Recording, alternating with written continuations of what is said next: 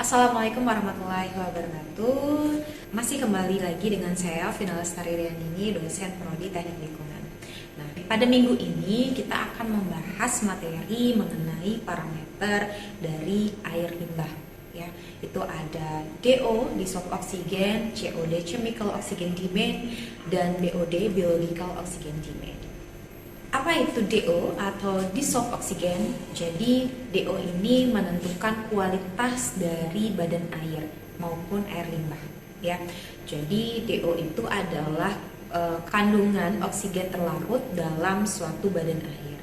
Ya, jadi kalau misalnya jumlah oksigen yang tersedia dalam suatu badan air itu tinggi, berarti kualitas dari air yang ada di badan air itu bagus, ya, atau belum tercemar. Tapi kalau misalnya konsentrasi DO-nya rendah, berarti teridentifikasi bahwa badan air tersebut sudah tercemar. Oke, ini adalah tujuan dari kita melakukan pengukuran dissolved oksigen, ya, di suatu badan air. Pertama, untuk mengetahui kemampuan air menampung biota air. Jadi seperti yang sudah kita ketahui, biota air pasti membutuhkan oksigen, ya, dalam proses hidupnya. Nah, jika oksigen ada cukup, ya, jika oksigen di badan air cukup, ya, maka biota air akan hidup dengan baik gitu. Jika di dalam badan air jumlah oksigennya sangat minim atau rendah, maka akan mengganggu proses kehidupan biota di air. Nah, yang kedua, untuk mengetahui kemampuan self purifikasi dari badan air itu sendiri. Nah, jadi apa itu self purifikasi? Jadi jadi setiap badan air itu memiliki kemampuan untuk membersihkan atau menyembuhkan dirinya sendiri. Nah, jadi self purifikasi itu adalah kemampuan suatu badan air untuk menyembuhkan dirinya sendiri. Nah, badan air seperti contohnya sungai, ya, sungai akan menampung beban pencemar yang berasal dari aktivitas di sekitarnya, baik itu aktivitas industri, baik itu aktivitas pemukiman dan lain sebagainya. Nah, jadi ya, sungai itu memiliki kemampuan untuk mengurangi polutan yang berasal dari berbagai aktivitas yang ada di sekitarnya. Nah, itulah disebut dengan self purifikasi. Nah, kemudian kita bisa melihat beberapa faktor, ya, yang mempengaruhi dari nilai konsentrasi oksigen terlarut di suatu badan air.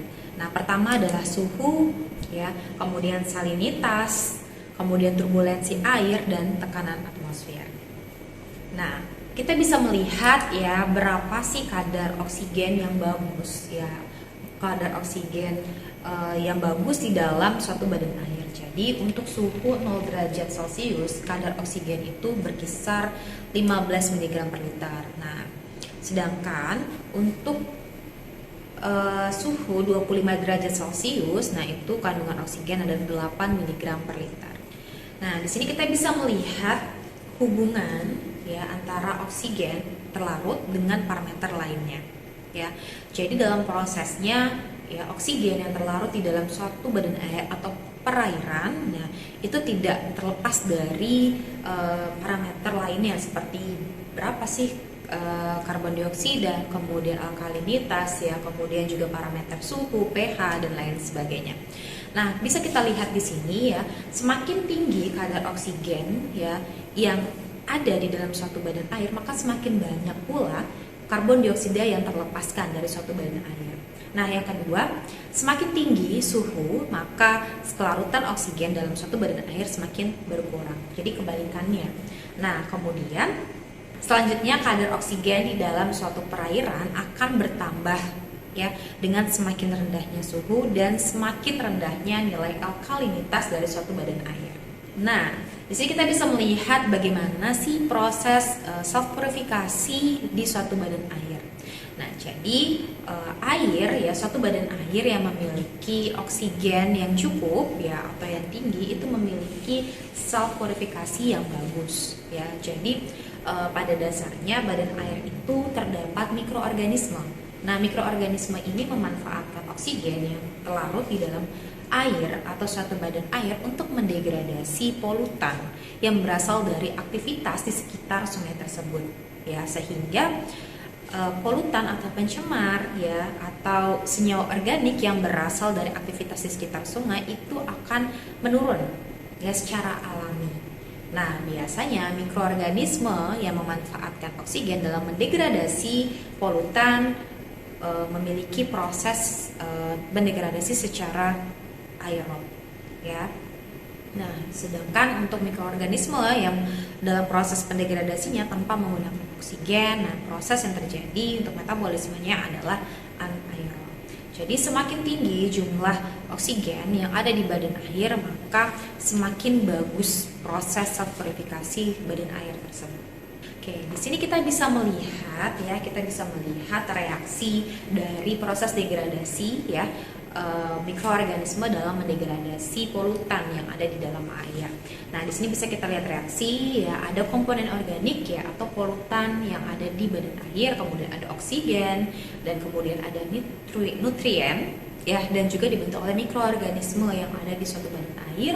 Nah, terjadi proses degradasi di sana, terjadi proses metabolisme sehingga menghasilkan karbon dioksida, H2O, kemudian sel baru dari si mikroorganisme dan menghasilkan nutrien terbentuk lainnya dan kemudian menghasilkan energi. Ya, jadi semakin banyak partikel organik yang ada di suatu badan air, maka semakin banyak pula aktivitas dari mikroorganisme perombak dan makin banyak oksigen yang dikonsumsi ya dalam proses metabolisme atau proses degradasi dari senyawa organik yang ada di badan air. Untuk mengetahui berapa konsentrasi dari oksigen terlarut di suatu badan air seperti sungai ataupun danau, kita bisa melakukan analisis di laboratorium ataupun kita bisa melakukan pengukuran menggunakan alat portable. Nah, ini jika kita melakukan pengukuran di laboratorium, nah kita membutuhkan alat dan bahan. Ya, adapun alat yang kita butuhkan bisa dilihat pada slide saya. Di situ ada labu Erlenmeyer, kemudian ada botol BOD, kemudian ada karbon hisap dan lain sebagainya. Kemudian bahan-bahan yang kita perlukan ya di sini ada larutan manganosulfat, kemudian asam sulfat ya, kemudian kita juga membutuhkan indikator amilum dan yang paling penting sampel yang akan kita uji.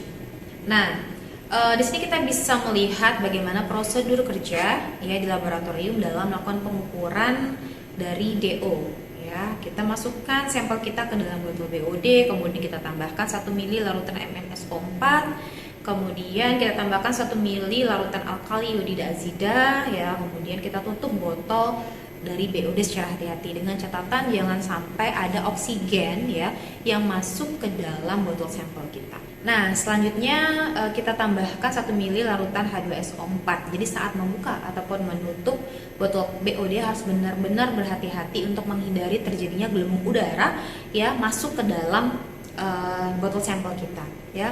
Kemudian kita pindahkan larutan yang ada di dalam botol BOD ke dalam labu Erlenmeyer ya. Kemudian kita lakukan titrasi ya dengan menggunakan Na2S2O3 ya sampai terjadi perubahan warna dari kuning tua sampai menjadi kuning muda ya. Kemudian kita tambahkan lagi indikator amilum hingga berubah bentuk menjadi warna biru dan selanjutnya kita titrasi kembali ya dengan larutan yang sama sampai larutan menjadi bening ya. Nah, setelah terjadi perubahan warna, kita harus mencatat berapa sih volume penitran yang kita butuhkan. Ya, kemudian kita masukkan ke dalam rumus berikut untuk mendapatkan berapa konsentrasi oksigen terlarut. Oke, parameter selanjutnya yaitu chemical oxygen demand. Jadi apa itu parameter COD ya? Jadi COD ini adalah berapa sih oksigen yang dibutuhkan ya dalam mengoksidasi senyawa organik secara kimia dalam mendegradasi suatu zat organik. Jadi kita di sini kita menggunakan oxidation agent ya berupa ion dikromat kalium dikromat. Jadi prinsip dari percobaan COD ini di mana senyawa organik ya dioksidasi dengan menggunakan oxidation agent berupa kalium dikromat dalam suasana asam ya dengan temperatur 150 derajat Celcius. Nah, nanti kelebihan dari kalium dikromat ini dititrasi menggunakan larutan fas atau ferroaluminium sulfat dengan indikator ferroin. Nah, di sini kita bisa lakukan dengan menggunakan prosedur sebagai berikut ini ya, di mana sampel yang kita gunakan itu adalah misalnya contohnya air limbah ya, kita ingin mengetahui berapa sih konsentrasi COD dalam suatu air limbah. Nah, kita gunakan 2,5 mili ya sampel air limbah kita, masukkan ke dalam tabung COD, kemudian kita tambahkan 1,5 miligram kalium bikarbonat, kemudian kita tambahkan Ag2SO4 sebanyak 3,5 mili. Kita aduk ya. Kemudian kita panaskan 2 jam dengan suhu 150 derajat Celcius menggunakan reaktor COD. Nah, setelah itu kita dinginkan. Nah, setelah dingin kita pindahkan ke dalam labu Erlenmeyer, kemudian kita titrasi menggunakan larutan fast ya. Dan jangan lupa sebelum dititrasi kita tambahkan 3 tetes indikator ferroin. Nah, setelah itu kita catat berapa mili larutan fast yang kita gunakan dalam proses titrasi. Nah, setelah itu kita masukkan ke dalam rumus untuk menghitung berapa sih konsentrasi COD ya. Di sini ada A dikurang B dikali N dikali 8 dikali 1000 dikali milisampel ya. Milisampel yang kita gunakan adalah 2,5. Kemudian nilai A adalah mili larutan fast untuk mentitrasi belangko. Jadi belangko yang kita gunakan di sini adalah Aquades ya. Jadi untuk melakukan pembanding. Nah, jadi Aquades yang kita gunakan sebagai sampel, nah kita harus perlakukan sama dengan sampel yang kita gunakan ya dalam proses perhitungan COD. Nah, untuk mengukur COD ya menggunakan spektrofotometer. Nah, di sini kita berdasarkan acuan SNI 69892 tahun 2009 ya dengan panjang gelombang 420 sampai 600 meter. Nah, kalau misalnya nanti kita menggunakan titrasi, berarti kita tidak menggunakan spektro. Tapi kalau kita tidak menggunakan spektro dalam penentuan konsentrasi COD, kita bisa menggunakan titrasi. Nah, untuk parameter selanjutnya ada BOD atau biological oxygen demand. Jadi BOD ini untuk mengidentifikasi atau mengindikasi berapa sih jumlah oksigen yang dibutuhkan oleh mikroorganisme dalam mendegradasi senyawa organik ya. Jadi semakin tinggi parameter BOD ya, maka menunjukkan semakin banyak senyawa organik yang ada di dalam air limbah. Ya, jadi untuk penguraiannya sendiri ya dalam aplikasinya itu terjadi secara aerob maupun anaerob. Ya, jadi dia proses degradasi senyawa organik yang memanfaatkan aktivitas dari si mikroorganisme. Nah, jadi apa sih tujuan kita melakukan analisis dari parameter BOD ya? Jadi yang pertama untuk mengetahui tingkat pencemar dalam air ya yang disebabkan oleh senyawa organik. Ya, kemudian yang kedua untuk melakukan evaluasi kemampuan suatu badan air dalam proses self purifikasi. Nah, yang ketiga adalah untuk mengevaluasi sistem pengolahan air limbah, apakah unit-unit di dalam pengolahan air limbah itu berjalan maksimum atau tidak. Jadi di sini kita bisa melihat prinsip dari analisis BOD. Yang pertama, kita bisa menghitung kebutuhan oksigen yang dibutuhkan oleh si mikroorganisme dalam proses mendegradasi pada suhu 20 derajat Celcius. Nah, kemudian dilakukan proses inkubasi selama 5 hari. Ya, jadi kenapa 5 hari? Sebenarnya dalam waktu 5 hari ini sudah bisa si mikroorganisme melakukan oksidasi atau degradasi sebesar 60-70% si zat organik. Nah, kemudian zat organik yang didegradasi oleh mikroorganisme itu dirubah menjadi karbon dioksida dan H2O dan juga biosel terbaru. Nah, adapun hal yang harus kita catat dan kita perhatikan menjadi syarat dalam melakukan pengukuran BOD di laboratorium. Pertama, bahan yang kita gunakan atau sampel yang kita gunakan itu bebas dari bahan B3 ya, bebas dari bahan racun. Kemudian kedua, mengandung nutrien yang dibutuhkan oleh si mikroorganisme. Ya, jadi limbah yang kita lakukan pengukuran dalam menentukan parameter BOD itu harus mengandung zat organik ya, senyawa organik yang dimanfaatkan oleh mikroorganisme sebagai nutrien. Nah, yang ketiga harus mengandung populasi mikroorganisme yang cukup. Untuk melakukan analisis pengukuran BOD, nah itu ada 2 cara ya. Yang pertama menggunakan metode langsung dan yang kedua metode pengenceran. Oke, kita bahas dulu ya cara pertama atau metode langsung. Nah, di sini sampel yang kita gunakan itu harus dilakukan aerasi atau penambahan atau injeksi oksigen ya sampai konsentrasi DO-nya itu jenuh ya. Jadi konsentrasi oksigen terlarut di dalam sampel kita jenuh. Oke. Kemudian kita harus menyiapkan 2 botol BOD ya untuk meletakkan sampel kita. Nah, jadi pada botol pertama itu kita menentukan DO awal. Jadi berapa sih konsentrasi awal oksigen yang terlarut di dalam sampel sebelum dilakukan inkubasi selama 5 hari. Kita harus catat itu ya. Kemudian kita lakukan inkubasi selama 5 hari pada temperatur 20 derajat Celcius. Kemudian DO5-nya kita ukur kembali ya. Jadi untuk mengukur berapa BOD5 kita menggunakan rumus di bawah ini ya. BOD5 sama dengan DO0 ya. Jadi konsentrasi oksigen terlarut sebelum dilakukan inkubasi dikurang dengan konsentrasi oksigen terlarut setelah dilakukan inkubasi selama 5 hari. Nah, kita lanjut ke metode kedua ya, yaitu metode pengenceran. Nah, jadi pada proses pengenceran kita gunakan air bebas klor. Nah, biasanya untuk melakukan proses pengenceran paling aman adalah menggunakan Aquades ya.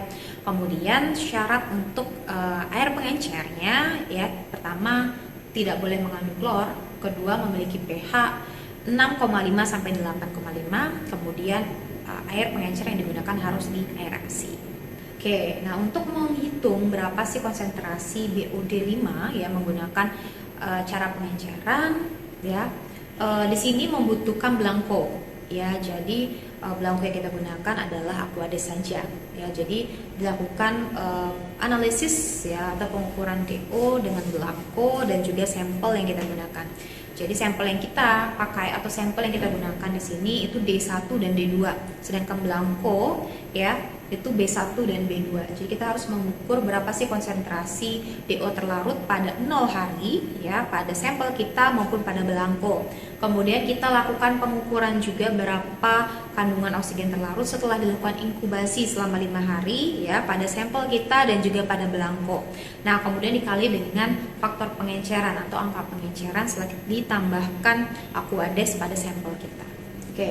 Nah, jadi perlu dicatat ya untuk melakukan pengukuran BOD ini ya. Pertama, air pengencernya itu harus bebas klor.